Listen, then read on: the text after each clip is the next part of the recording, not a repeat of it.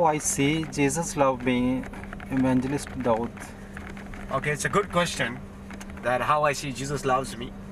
I will tell you how I see Jesus loves me. Right now, as you see, I'm driving a car, and I'm driving it, and I'm going on a main road, and I'm going a little speedy or whatever it is, but finding out, coming home safe with my own wisdom, it's hard. But coming home safe while being in a massive traffic is the love of Jesus, that He wants me to live a next day, or He wants me to live a next moment.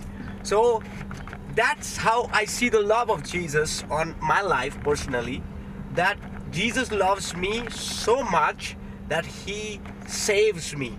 Anywhere I go, any mess I go through, there is a traffic, there's a human, or whoever's in the front, Jesus is gonna make a way for me to live in the next moment in this life, you know. So Jesus makes the way.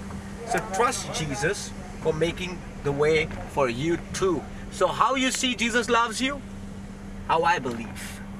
That's how you see. God bless you. See you next time.